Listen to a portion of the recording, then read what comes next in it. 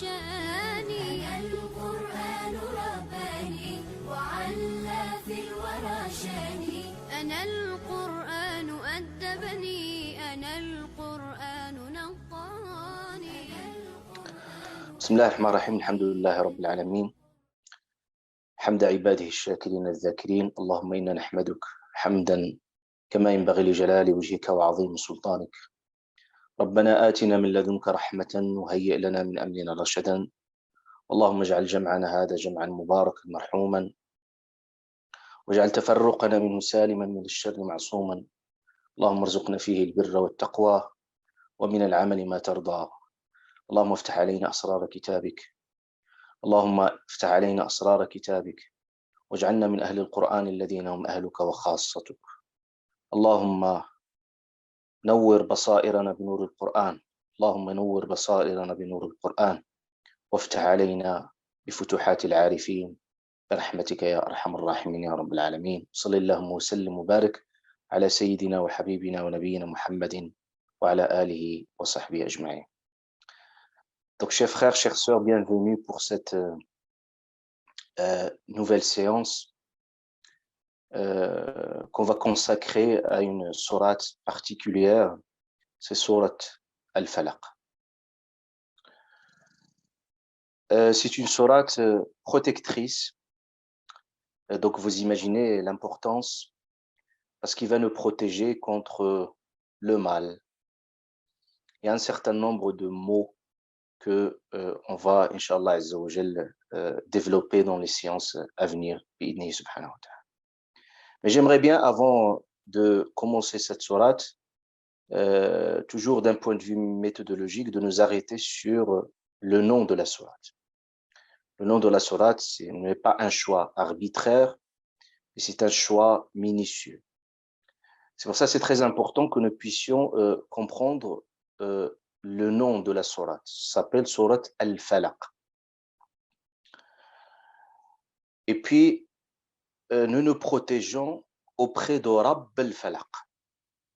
On a déjà vu dans sourate Al-Fatiha, Allah Rabb, le maître, il a expliqué la notion de Rabb avec toutes ses déclinaisons spirituelles.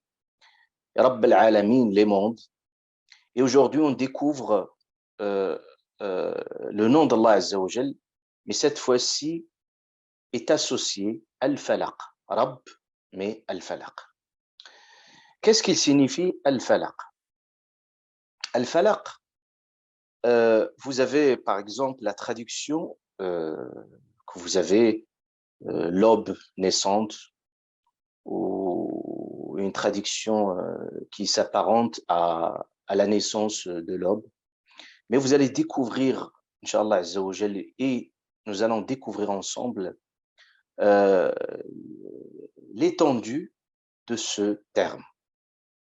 Et toujours dans notre méditation, c'est important que nous puissions repérer ces termes dans le Coran al-Karim. Qu'est-ce que le Coran nous dit sur ce terme de Al-Falaq? Dans la langue arabe, le mot Al-Falaq, vous allez voir, il y a toute une famille sémantique, terminologique, entre Al-Falaq, Al-Faraq, c'est-à-dire le Fa et le Lam et le Qaf, et le Fa et le Ra et le Qaf. Et la langue arabe, elle a cette capacité de trouver toute une famille de mots qui se ressemblent, mais qui ont un tronc commun, mais qui peuvent s'exprimer différemment en fonction des contextes. Par exemple, vous allez voir Al-Falaq et Al-Faraq, pratiquement, c'est-à-dire la même chose. فَانْفَلَقَ فَكَانَ كُلُّ فِرْقٍ كَالطَّوْدِ الْعَظِيمِ. Parce qu'Allah subhanahu wa ta'ala parlait de Moïse quand il va utiliser son bâton, et puis il va diviser la mer en deux. Donc il y a une partie فَانْفَلَقَ d'Allah Azza wa Jal, فَكَانَ كُلُّ فِرْقٍ. Firq, c'est-à-dire deux parties qui sont dissociées.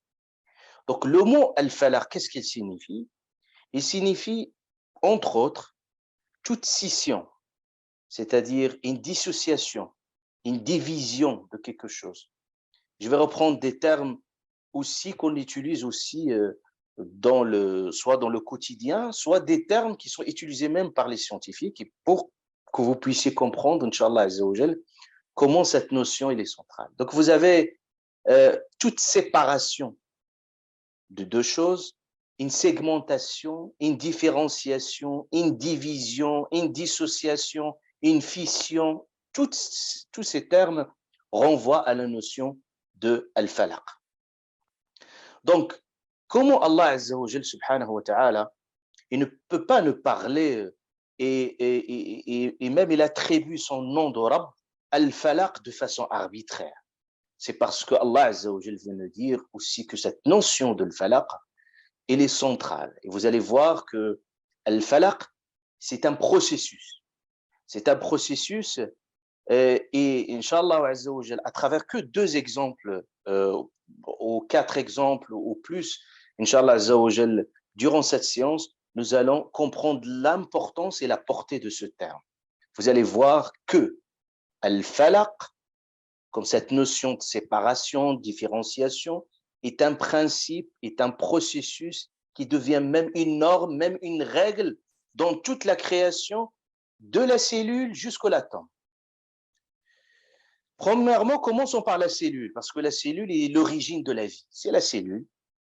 C'est un consensus entre tous les scientifiques. Et dans la cellule, vous avez étudié les bases de la biologie, vous avez toujours entendu une notion centrale qu'on enseigne même aux enfants, c'est la division cellulaire. Donc, vous voyez la notion de falaq, la division. Ça commence déjà à partir de la cellule. Une division cellulaire, c'est un processus. Donc, la mitose, la méiose, ceux qui ont fait un peu de biologie. Donc, vous voyez qu'il y a une cellule mère qui va se multiplier, qui va se diviser en 2 cellules. C'est-à-dire, une cellule va répliquer son matériel génétique, il va se diviser en 2. Donc, c'est un processus qu'on observe dans le monde vivant. Pourquoi ce processus il est essentiel, il est important? Parce que ce processus il est nécessaire à la croissance. Il est nécessaire à la régénération de tout l'organisme. C'est-à-dire, parfois, il y a des cellules qui sont mortes, il doit être régénéré. Parfois, il y a des tissus qui sont endommagés, donc on doit les réparer et on doit former d'autres cellules. Et tout cela passe par ce processus de la division cellulaire.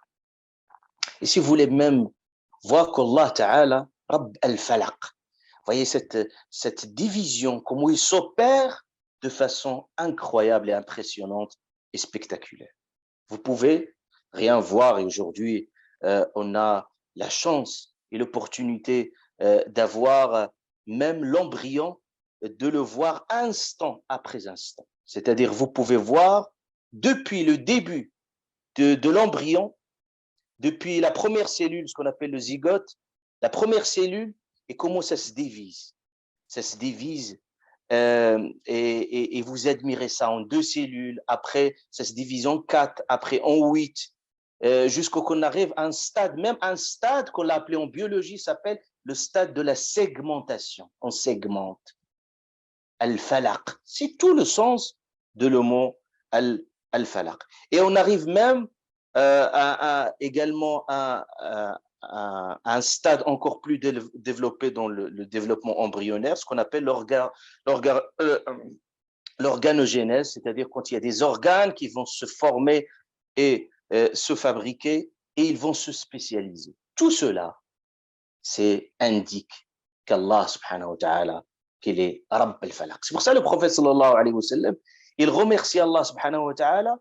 Et d'ailleurs, dans ce sujoud, quand on fait sujoud de tilawa, quand on lit un verset coranique qui appelle à sujoud, à la prosternation, et le prophète sallallahu alayhi wa sallam, il faisait ce dua, il remercie Dieu, elle l'a dit shaqqa, sam'i, shaqqa basar, shaq. C'est ça, c'est cette division de sam'. Comment?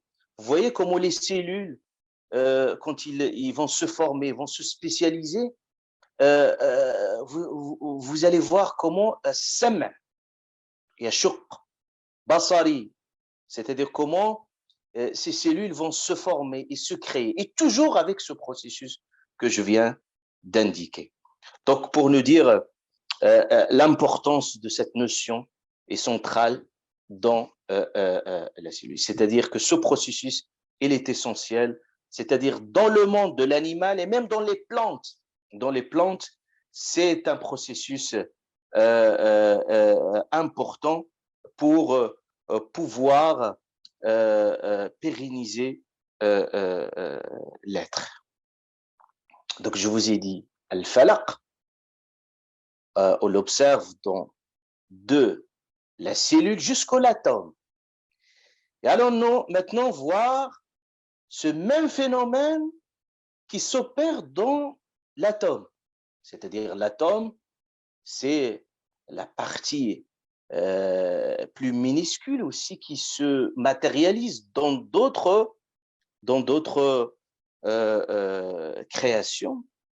Et on a ceux qui ont fait un peu de physique, ils savent que dans la physique nucléaire, on parle d'un phénomène qu'on l'a nommé comme ainsi. C'est-à-dire, si vous pouvez le nommer comme le falaq, c'est la notion de la fission nucléaire. Vous imaginez qu'il y a deux processus qui sont opposés à la fusion et à la fission.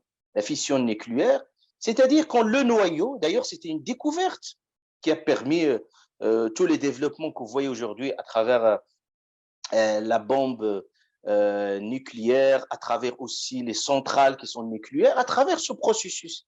C'est un processus qui a été découvert, c'est-à-dire comment un noyau, division, un noyau d'atomes, que c'était impossible d'imaginer qu'un noyau d'atomes peut se subdiviser, peut être divisé. Et oui, cette division, ce qu'on appelle la fission nucléaire, a permis de voir comment cette notion de falaq, il est centrale. Et c'est-à-dire que à travers cette division, c'est-à-dire cette fission nucléaire, ça libère de l'énergie, sous forme de lumière, sous forme de neutrons. Et ça, c'est un phénomène très, très, très important. C'est pour ça Allah subhanahu wa ta'ala dans le Coran al-Karim, pour vous dire cette notion, elle est centrale. Allah azza wa jal subhanahu wa ta'ala dans le Coran al-Karim, il nous dit Inna Allah, écoutez bien, Inna Allah faliq, Allah faliq. Donc le falaq, il dit faliq. Faliq ici, c'est celui qui opère ce mécanisme, c'est-à-dire Allah Ta'ala qui est derrière. Al-falaq comme processus que nous regardons, qu'est-ce qui est derrière? Allah Azza wa Jalla dit Inna Allah faliqul habbi wan nawa. Faliqul habb wan nawa. Surat 6, verset 95, vous pouvez revenir, Allah Azza wa Jalla, il ne parle et comme étant faliq. Faliq quoi? Al-hab, la graine. Wan nawa, il parle du noyau. Faliqul habbi wan nawa, subhanahu wa ta'ala. Vous trouvez la traduction fondeur. Et c'est une notion qui s'apparente à cette question de al-falaq. Commençons de al-falaq. Il va nous parler comme étant faliq al-habbi wan nawa. Il va nous parler également d'un autre phénomène, ce qui a été traduit ici par l'aube naissante. Il va parler faliqul isbah, subhanahu wa ta'ala. Il va parler qu'il est faliq de quoi? De l'aube, de l'isbah. Et on va nuancer, Inch'Allah, ça en détail. Commençons déjà. Allah il nous dit faliq al-hab. C'est-à-dire, si vous observez ce phénomène de falaq, de cette division, différenciation, vous le voyez dans la graine. Vous pouvez revenir à des reportages qui montrent instant par instant, c'est-à-dire quand vous semez une graine, comment cette graine va pousser. On parle même que chaque graine, il contient un bébé plante, c'est-à-dire un bébé plante, et lorsque toutes les conditions de température, d'humidité sont réunies, cette graine va germer. C'est ce qu'on appelle la germination, c'est-à-dire il va germer à un moment donné, et c'est là où vous observez cette notion centrale de l'falaq. Falaq, comment? Quelque chose qui va germer, il va jaillir, et c'est ce processus dont parle Al-Qur'an al-Karim, que vous voyez également, on est on l'observe dans la plante, c'est-à-dire dans les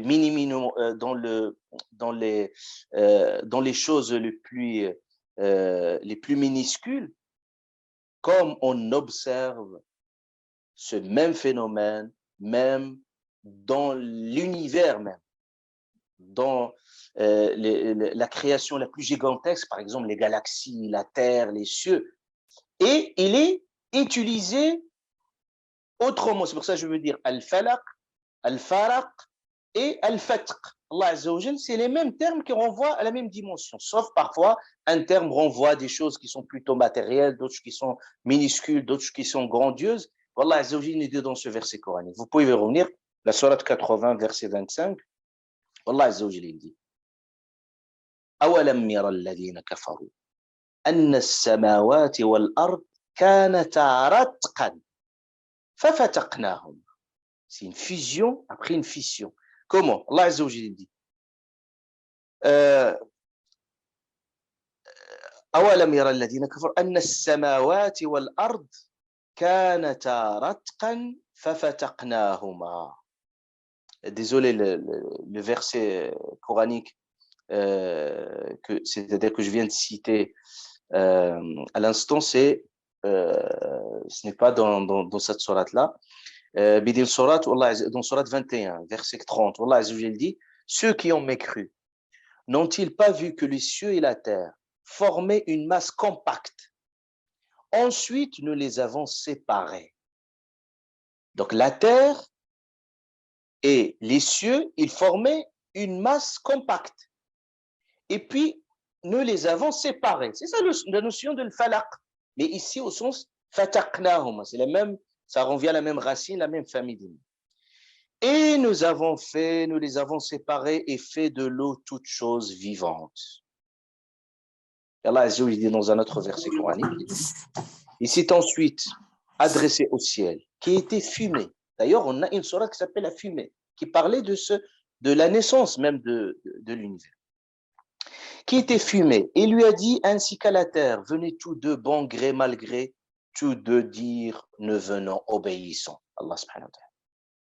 Et là, aujourd'hui, la science moderne, il montre de son côté, c'est que à partir d'une masse compacte, c'est le même terme qui est utilisé par les scientifiques, on parle d'une nébuleuse primitive, c'est-à-dire c'était essentiellement une masse fumée et qui se formait et qui a en plusieurs gaz et qui progressivement il a donné naissance à toutes les galaxies à travers un phénomène un phénomène que les scientifiques appellent le phénomène de ségrégation. Et c'est quoi le phénomène de ségrégation? C'est une forme de séparation. Vous voyez, al-falaq. Allah Azza wa Jalla aussi dans le Coran al-Karim nous parle également de la lune, de la fente de la lune. On a même une sourate qui s'appelle la lune et qui met en avant aqtarabatis sa'atu wanshaqqa al-qamar, c'est-à-dire une fente de la lune. Wallah Azza wa Jalla nous parle également le jour du jugement, qui est la fente du ciel. Lorsqu'Allah subhanahu wa ta'ala il dit le jour du jugement, il parle subhanahu wa ta'ala idha as-sama'u inshaqqat, c'est-à-dire il parlait aussi du ciel qui se fond. Donc, vous avez bien compris, sans aller encore développer davantage ce processus, mais vous voyez que ce processus de l'falaq, c'est un processus très délicat et minutieux, il est subtil. C'est-à-dire, comme j'ai cité tout à l'heure, il suffit de voir une petite graine, comment il germe. C'est-à-dire, comment il germe, c'est en beauté. Vous voyez même dans les différentes couches de la Terre, mais il sort de façon spectaculaire, incroyable et impressionnant. Vous pouvez également observer ce phénomène de l'falaq également. Vous pouvez le voir également dans les magmas des volcans. Les volcans, quand ils sont en éruption, vous voyez, quand ils sont en éruption, vous voyez comment cette croûte terrestre, d'ailleurs, comment il s'ouvre et comment il va expulser ce magma qui va sortir du manteau de la Terre, comment il va l'expulser. C'est tout un processus très, très délicat et qui a une fonction. Donc, en fait, les volcans, ils ne sont pas dus au hasard, mais qu'ils ont une fonction bien précise. Comment cette terre va va projeter des tonnes de lave, des cendres également, des gaz dans l'air, tout cela, Allah subhanahu wa ta'ala ne parle. Donc, vous avez vu maintenant la portée générale de l'Falaq. Allah ta'ala n'a pas nommé une sourate comme ça dans l'arbitraire Al-Falaq. Donc, Al-Falaq, maintenant, pourquoi ici on traduit de l'aube naissante? D'ailleurs, Allah Azza wa Jalla parle dans la sourate que je viens de citer, il parle de Faliq al-Isbah. Allah subhanahu wa ta'ala a parlé de Faliq al-Isbah. Le Faliq de l'Isbah, c'est-à-dire de l'aube. C'est qu'Allah Azza wa Jalla veut attirer notre attention également à un autre phénomène qui s'opère. C'est la même chose de le Falaq, mais qui s'opère à travers l'aube. C'est que la naissance de la journée, prenez cette image, la naissance de la journée à travers la lumière, comment il va se dégager, comment il va culminer. C'est la même image que le Coran nous donne par rapport à la plante. Parce que vous voyez, quand il plante, en fait, la plante, comment il va germer, il va s'ouvrir, comment il va progressivement sortir. Donc, vous voyez, il y a tout un mouvement très, très, très minutieux et il va sortir. Ben, la même chose, c'est cette image-là, on a également la lumière. La lumière, quand il vient, il culmine doucement, progressivement, jusqu'au l'éclatement de la lumière. Donc, il y a tout un processus progressif. Ça se fait jamais de façon brutale. C'est pour ça Allah subhanahu wa ta'ala nous parle avec un terme très précis. Il dit « Yulijul layla fin nahar wa yulijul nahara fin layl ». Yulij, c'est l'incorporation. D'ailleurs, c'est comme vous avez deux objets qui ont ce qu'on appelle le récepteur spécifique. C'est quelque chose, quand il rentre, il s'emboîte. Il s'emboîte facilement parce qu'il a un récepteur spécifique, c'est-à-dire qui lui convient. Ben, la même chose, Allah subhanahu wa ta'ala nous parle de yulijul layla fin nahar wa yulijul nahara fin layl. C'est-à-dire au point que nous ne sentons même pas l'arrivée de la journée. Donc, il n'y a pas une brutalité. C'est-à-dire, et cette façon d'opérer, ça permet de réguler l'atmosphère. Ce n'est pas quelque chose qui est dû au hasard parce il faut l'ajuster en fonction des degrés de la chaleur, en fonction de l'humidité, en fonction même de la quantité de lumière. C'est impressionnant qu'on voyait ce phénomène et ça permet vraiment de réguler tout l'écosystème parce que rien que ce phénomène-là, c'est un phénomène, on en a besoin. Pourquoi? On en a besoin parce que ça permet de réguler tout l'écosystème à travers la respiration, la transpiration, les métabolismes. C'est pour ça Allah Ta'ala a voulu qu'il soit graduel, doucement, progressivement. Et d'ailleurs, même les Arabes, en fait, tellement leur langue est très riche, c'est qu'ils donnaient à chaque instant, par instant, ils lui donnaient un nom. On a vu Surat al-Duha, vous vous souvenez? Al-Duha, c'est-à-dire ce début de la journée, et puis quand il est au zénith, et même à un moment bien avant, on lui donne un nom précis. Même la nuit aussi, on lui donne des moments. Vous vous souvenez, Layli Ida Saja? Ici, on est c'est-à-dire le début même de la journée, al-ghasaq. Ça, c'est un autre aspect linguistique, mais qui nous donne sens à cela.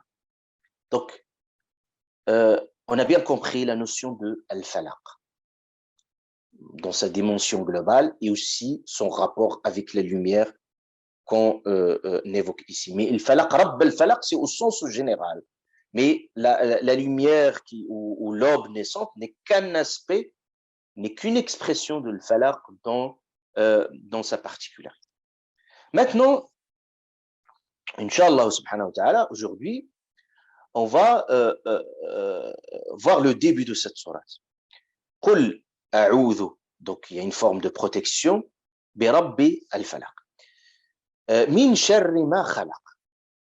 La première des choses, c'est que cette sourate se situe après sourate al-Ikhlas. Pourquoi? Parce que Surat al-Ikhlas a permis déjà de mettre les fondements essentiels de la foi. Parce que quand on dit « je me protège auprès de Rabb al-Falaq », il faut connaître qui est Rabb al-Falaq.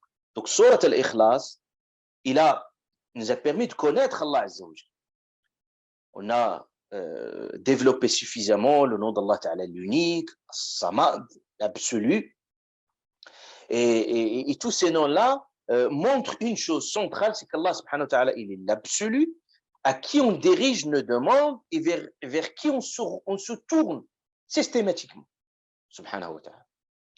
Donc, cette sourate va nous dire, puisqu'on a compris Allah, il est unique, il est Samad, donc cette sourate va nous faire apprendre vers qui nous orienter. Nous allons nous orienter vers Allah subhanahu wa ta'ala pour nous protéger et pour nous sécuriser. Donc, c'est le sens de la protection de cette sourate. Donc, c'est le sens de « Qul a'oudhu ». Qu'est-ce que ça veut dire? « A'oudhu », je me protège. Je me protège. Et souvent, on se protège contre quoi? Souvent, on se protège d'un danger. Souvent, ce qui est source d'inquiétude, ce qui est source de peur, on se protège naturellement. Et l'humain, par sa nature, il a des mécanismes de défense qui lui permettent de se protéger et aussi de se réfugier pour pouvoir se sécuriser. Donc, il y a un instinct de survie qui permet cela. Mais qu'est-ce que nous apprend l'isti'adha? Quand on dit « a'ouz », je me protège, ça nous dit beaucoup de choses sur l'humain. L'humain, il est fragile, il est vulnérable par sa nature. Allah subhanahu wa ta'ala dit « wa khuliqa al-insanu da'ifa ». Allah Azza wa Jal l'a constitué, cet humain. N'oublions pas que l'humain, il est de l'argile, donc il est forcément fragile. Donc, il est tellement vulnérable, je peux vous donner quelques exemples qui sont simples pour nous rendre compte de notre fragilité et vulnérabilité. L'humain, il est tellement vulnérable émotionnellement que le moindre mot peut l'affecter. La moindre menace, même qu'il est fictive, il n'est même pas réel, peut le déstabiliser. Vous connaissez l'effet placebo, qui montre finalement qu'une simple idée qui n'est pas vraie, qui est fausse, et pour autant, il agit sur notre mental et il impacte nos comportements. Même une menace qui est fictive, qui n'est pas réelle, peut nous déstabiliser. La preuve, regardez par exemple avec ce virus qui est invisible et puis ça crée une forme de panique, une forme d'angoisse. C'est lié à la nature angoissante de l'humain. C'est-à-dire que l'humain, même tellement fragile qu'il peut se stresser pour des banalités, qu'il peut même s'énerver pour des futilités, il peut même pleurer pour rien, il peut parfois rire sans rien, parfois il a peur de l'inconnu, il est angoissé du présent, il est inquiet face au futur. L'humain, c'est comme ça. Il est, comme Allah Azza wa Jalla l'a décrit, il est impatient, il est incrédule, il est ingrat, il est insatisfait. L'humain, c'est un mystère en réalité. Donc, cet humain, il a besoin d'une protection.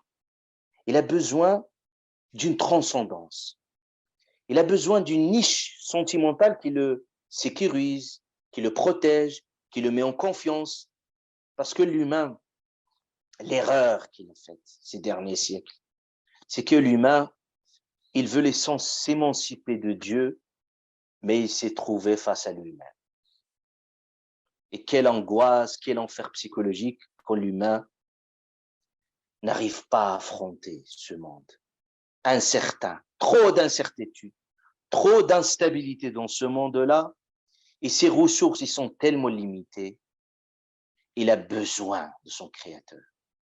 Il a besoin d'une transcendance. Il a besoin de la bienveillance d'Allah subhanahu wa ta'ala. Il a besoin de sa protection. C'est pour ça qu'on a besoin de l'qul a'oudh, de cette forme de protection. A'oudh, c'est moi qui initie la demande. C'est moi que j'ai besoin de me protéger. Et personne ne pourrait s'en passer de cette forme de protection. Il suffit qu'un simple souci peut vous terrasser. Le moindre problème, une maladie, un danger quelconque, le danger est réel. Et ici, vous voyez que Allah subhanahu wa ta'ala a nommé ce mal. Il n'a pas laissé ce mal dans l'arbitraire. Ici, ce mal, il est nommé, c'est qu'il a existé, il existera jusqu'à la fin du temps. Et comme on dit, mal nommer les choses, c'est ajouter au malheur du monde, comme disaient les sages. C'est-à-dire, c'est pour ça, ce mal, il se répète au début de chaque verset, si vous voyez la sourate. Qul a'udhu bi rabbil falaq min sharri, le mal de ce qu'il a créé, min sharri ma khalaq, wa min sharri, toujours min sharri, le mal. Donc il y a le mal dans la création, le mal de la nuit, le mal de la sorcellerie, le mal de la jalousie. C'est un refuge, cette sourate, contre tous ces maux. On va, Inch'Allah Azza wa Jal, les voir un par un. Mais aujourd'hui, Inch'Allah Azza wa Jal, on va commencer par la première forme de protection, contre le mal. Min sharri ma khalaq. Ici, le mal n'est pas défini. C'est pas comme les autres mots qui vont arriver par la suite et on repère facilement ici le mal de façon générale. Mais le mal ici, ma khalaq, le mal dans la création, ma khalaq. Le mal et le bien, ils sont créés par Dieu, par Allah subhanahu wa ta'ala. Juste, je rappelle, avant d'oublier que est-ce qu'on peut attribuer la question, est-ce qu'on peut attribuer le mal à Dieu parce qu'il l'a créé? Allah Ta'ala a créé le mal par nécessité. Et on va démontrer cela. Mais est-ce que le mal, on l'attribue à lui par respect vis-à-vis d'Allah subhanahu wa ta'ala? Jamais on lui attribue le mal. On dit, comme il dit le prophète sallallahu alayhi wa sallam, il dit وَالشَّرُّ لَيْسَ إِلَيْكَ, et le mal ne s'attribue jamais à toi. Parce que le mal en soi renferme d'autres aspects, parce qu'on va voir que le mal il est relatif, parce qu'un mal peut être perçu comme un mal, mais c'est un bien en soi. Peut-être vous détestez des choses qui sont bien pour vous. Peut-être dans l'apparence quelque chose qui vous paraît comme bien, alors qu'il est un mal en soi. Donc toutes ces formes du mal dans leur diversité font que, par respect vis-à-vis d'Allah subhanahu wa ta'ala, on doit faire attention à ce qu'on dit. Et d'ailleurs, dans le Coran al-Karim, vous voyez que même Sayyidina Ibrahim alayhi salam, quand il s'est adressé à Dieu, vous voyez, il dit Alladhi khalaqani fahuwa yahdin, celui qui m'a créé, qui me guide. Walladhi wa yut'imuni wa yasqin, celui qui me nourrit et qui me donne à boire. Et quand il est arrivé à la maladie, il a dit pas qu'il me fait tomber malade. Il a dit lorsque moi je tombe malade, il me fait guérir. Et les djinns même eux-mêmes, vous voyez que le respect vis-à-vis d'Allah subhanahu wa ta'ala, quand il est arrivé à quelque chose du mal dans l'apparence, il a attribué la responsabilité de la maladie à soi-même. Et c'est Dieu qui guérit. Et quand les djinns, ils disent وَإِنَّا لَا نَدْرِي أَشَرٌّ أُرِيدَ بِمَنْ فِي الْأَرْضِ أَمْ أَرَادَ بِهِمْ رَبُّهُمْ رَشَدًا. On ne sait pas si un mal il a été voulu sur terre, ou est-ce que Dieu leur veut du bien. Quand ils veulent parler du mal, ils n'ont pas attribué à Dieu. Ils ont dit أَشَرٌّ أُرِيدَ, un mal a été voulu. Mais quand ils veulent parler du bien, il a attribué. Et d'ailleurs, vous pouvez voir également l'histoire de Moussa alayhi salam et al-Khadr. Vous voyez, à chaque fois, quand il s'agit du mal, il fait attention à ses propos. Bon, je ferme cette parenthèse. Donc, le mal et le bien, ils sont créés par Allah subhanahu wa ta'ala, tout simplement parce qu'ils forment un couple inséparable. C'est-à-dire toutes les formes des dualités dans le monde, c'est-à-dire comme vous parlez du jour et de la nuit, le froid, la chaleur, la joie et la tristesse, la santé et la maladie, la pauvreté et la richesse, le monde est constitué de cette façon. Donc il y a le bien et forcément le mal. C'est-à-dire on ne peut pas connaître le sens ou la valeur de la santé sans connaître la maladie, la science sans connaître l'ignorance. Donc c'est des choses, cette dualité structure pratiquement l'univers. Donc le mal en soi devient une nécessité. Pourquoi pourquoi aujourd'hui cette question, surtout l'existence du mal, bouleverse surtout l'homme moderne? Pourquoi? Pour quelle raison? Parce que pour beaucoup de philosophes qui ont traité cette question du mal, ont considéré que l'existence du mal, c'est comme une imperfection du monde. C'est-à-dire que certains doutaient au sujet de Dieu. D'ailleurs, toutes les chercheurs qui travaillent sur l'athéisme, ils voyaient que l'argument central qui structure tout l'argumentaire athéiste, c'est l'existence du mal. C'est-à-dire l'existence du mal, cela suppose pour eux que Dieu n'existe pas. Pourquoi? Tout simplement, c'est très important que nous puissions comprendre pour quelles raisons cette notion du mal a préoccupé les humains depuis, et surtout depuis les derniers siècles. Pourquoi la notion du mal est devenue problématique? Tout simplement, il faut savoir une chose, c'est que vous connaissez la Renaissance, vous connaissez depuis qu'on a développé une idée du progrès, c'est-à-dire une idée du progrès, c'est-à-dire que il y a tout un développement, une émancipation de l'individu à travers la science, la connaissance, la raison et le développement scientifique et le progrès également technologique qui va colorer, qui va donner naissance à la modernité. On a construit une utopie du bonheur. D'ailleurs, on appelait même utopie, parce que tous les philosophes à l'époque de la Renaissance parlaient justement de cette utopie. Et on se disait qu'à travers le progrès scientifique, que progressivement, développement un hédonisme matériel, c'est-à-dire que l'hédonisme, c'est-à-dire on va satisfaire nos besoins et que la science va nous permettre d'accéder à un bonheur sur Terre, et que ce bonheur sur Terre suppose une chose, c'est qu'il faut éradiquer la douleur. C'est-à-dire, le mal ne doit pas exister. Donc c'est pour ça, on veut tout faire justement pour éradiquer ce mal. D'ailleurs, si vous voyez par exemple juste la gestion de certaines crises sanitaires comme la crise sanitaire actuelle, avec l'affolement, l'exagération, pour comprendre le rapport au mal, parce que l'être humain a toujours cru qu'il peut tout régler, tout contrôler et que le mal doit l'éradiquer d'une façon ou d'une autre. Donc, et tout ce qu'on n'arrive pas à comprendre, ben, il est dû au hasard ou il est expliqué autrement. Donc, lorsqu'on a cette idée du bonheur, c'est-à-dire que l'être humain doit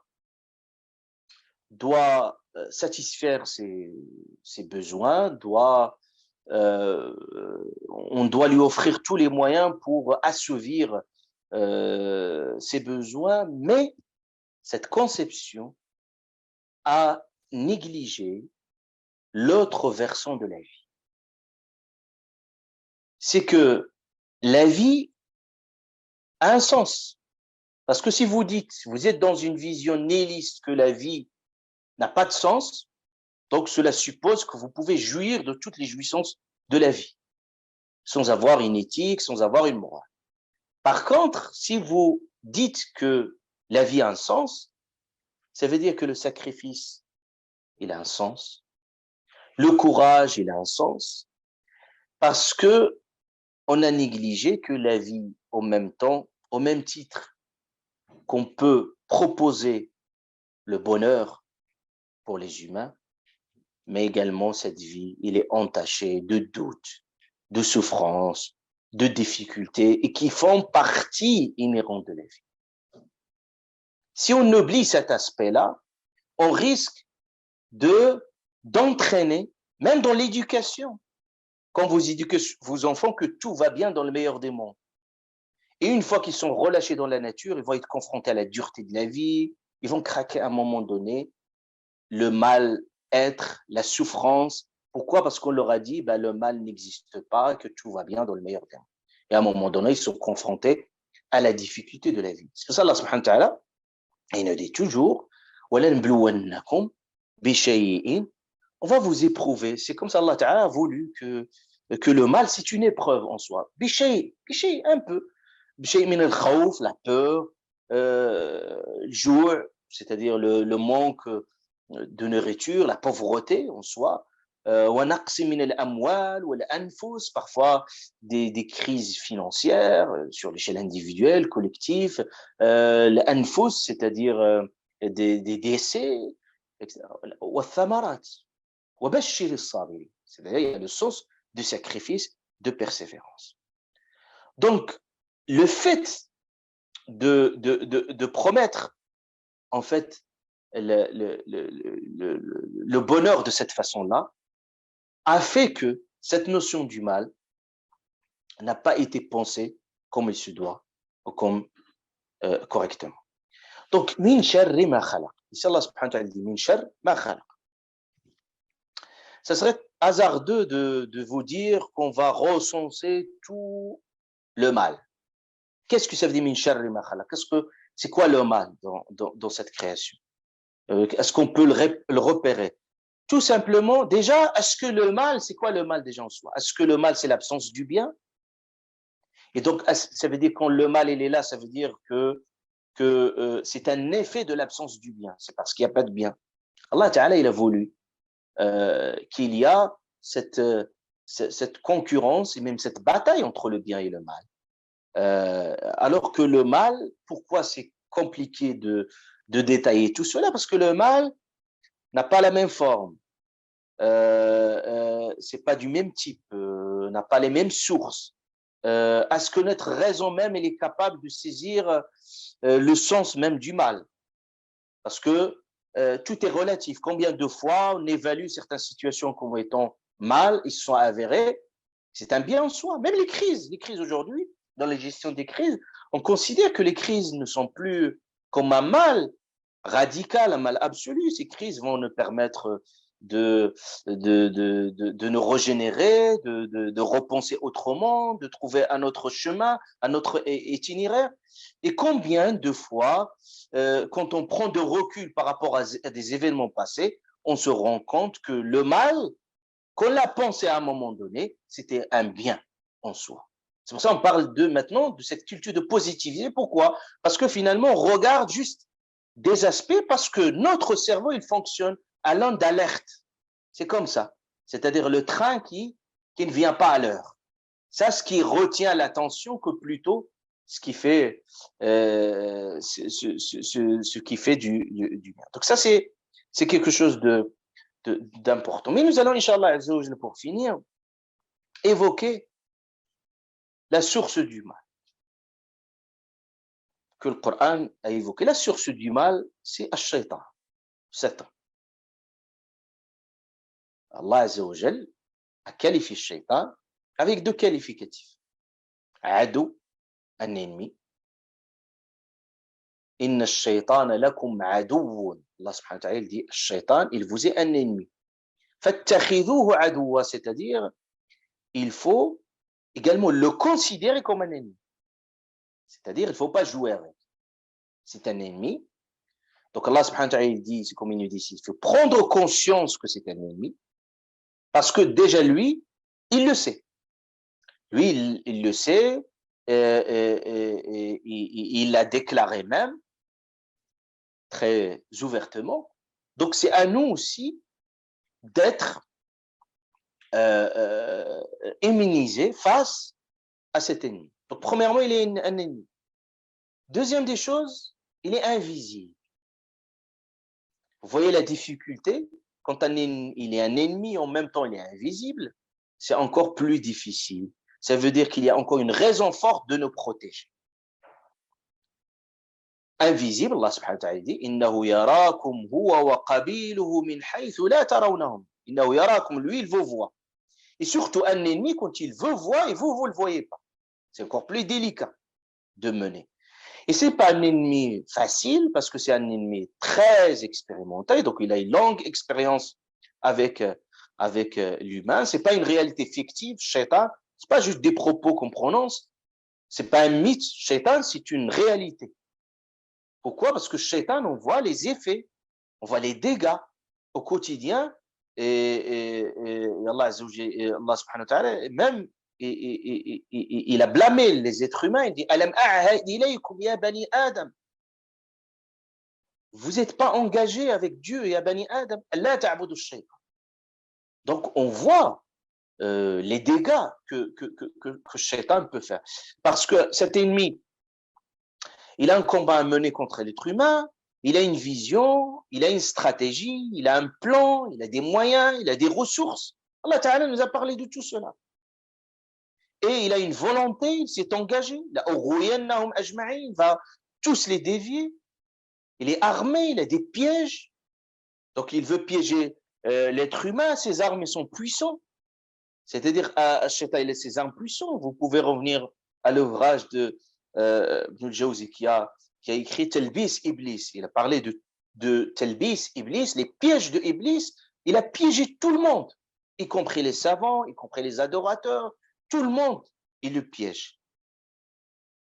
Yajri li Adam, l'ibn Adam majra ad-dam, c'est-à-dire il court dans le sang, très proche, une proximité. Il chuchote, il manipule, il utilise des ruses, il embellit, il adapte sa stratégie en fonction des gens qui sont face à lui. Shaitan, c'est pas parce qu'il est un être fort, mais parce que nous sommes faibles et fragiles. Et c'est ce qui est essentiel de comprendre, parce que nous cédons facilement.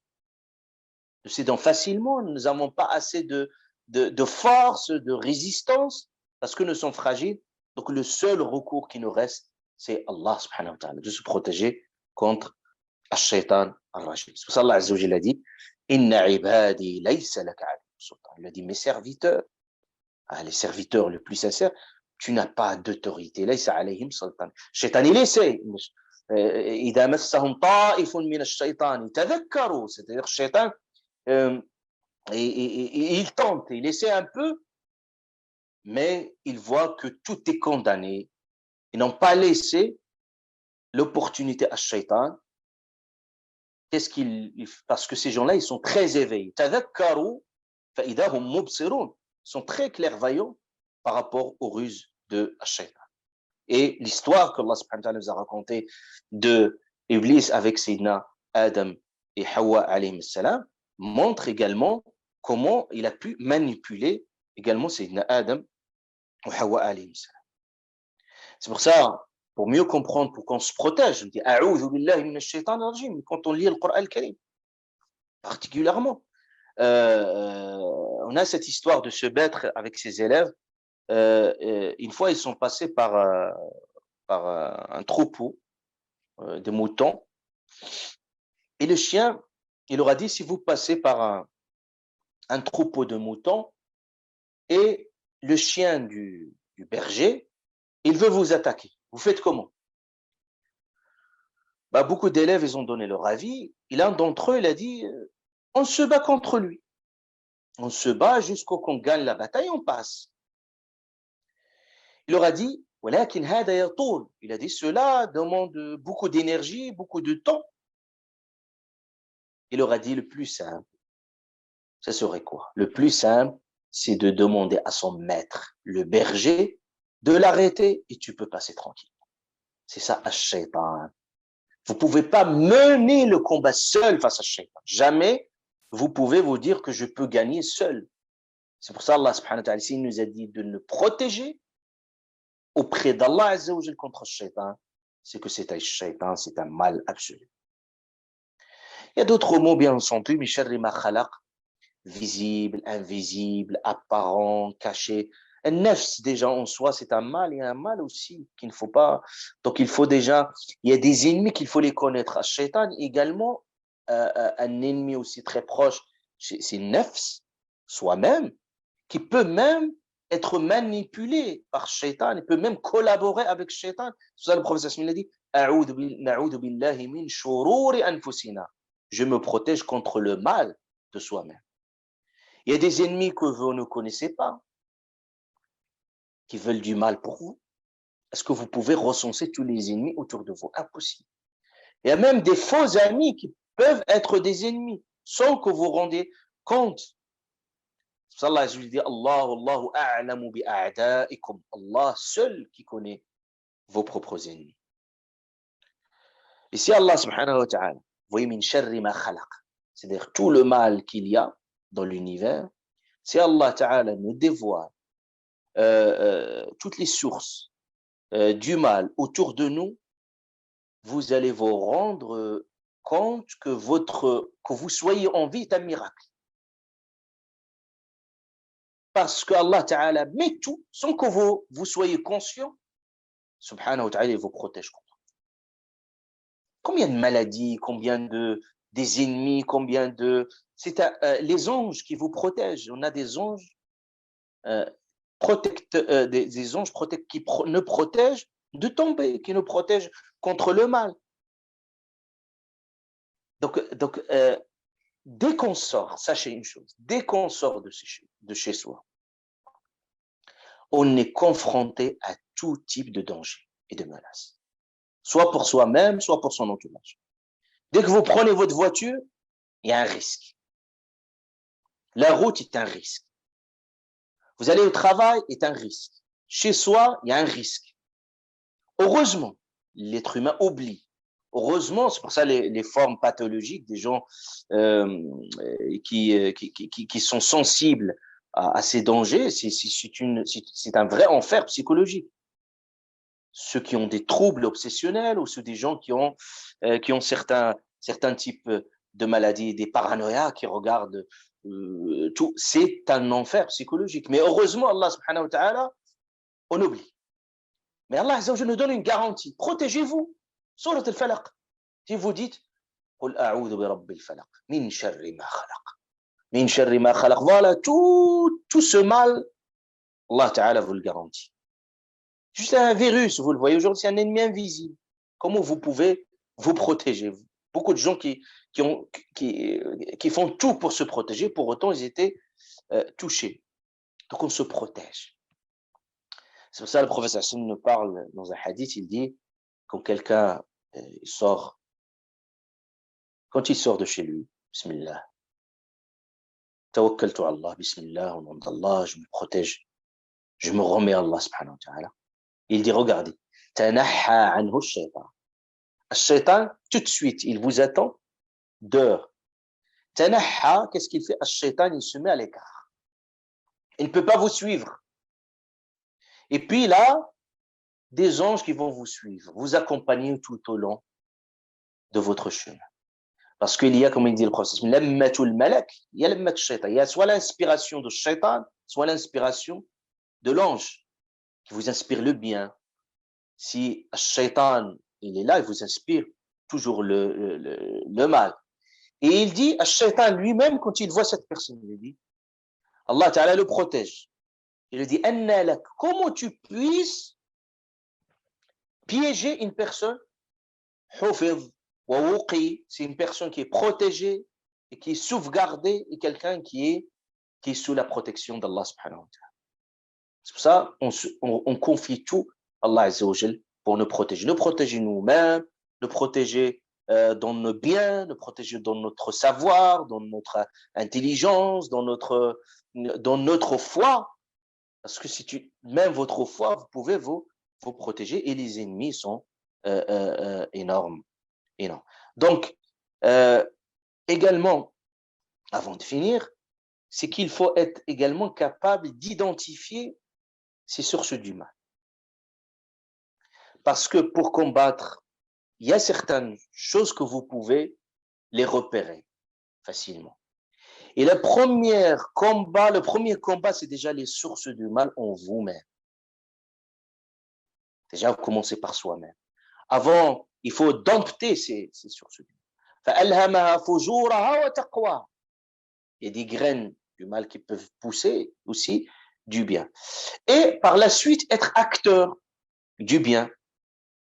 Ça ne veut pas dire qu'on va éliminer le bien du monde, mais on va diminuer de ces dégâts.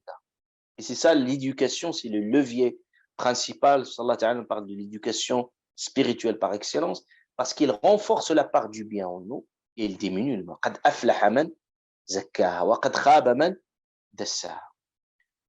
Donc celui dont le bien l'emporte sur le mal, c'est ça le croyant, c'est ça le pur. Et les pires des gens, comme il a dit le prophète, c'est que les gens l'évitent, et tiqa'a, les gens l'évitent pour se protéger, pour se prémunir et contre son mal. Donc, on se protège contre ce mal, on fait du mal à personne, et on fait le bien, et on le cultive, on le fait collectivement. Allah Azza wa Jalla dit yad'una ila al-khayr. Il faut qu'il y ait toujours un noyau qui porte ce projet de faire le bien et de diminuer le mal en soi. قل أعوذ برب الفلق من شر ما خلق. Inch'Allah Azza wa Jalla, la prochaine fois, on va voir من شر غاسق إذا وقب. Pourquoi Allah subhanahu wa ta'ala parle de l'ghasiq, de la nuit spécifiquement. Vous avez développé quelques aspects pendant les ateliers. Et on va voir, Inch'Allah Azza wa Jalla, le temps, s'il nous reste un peu de temps, de voir également la notion de la sorcellerie également, et de la magie, de la jalousie, bi'idhnillah subhanahu wa ta'ala. Subhanakallahumma wa bihamdika, ashhadu an la ilaha illa anta, astaghfiruka wa atubu ilayk. Subhana rabbika rabbil izzati amma yasifun, salamun ala al-mursalin.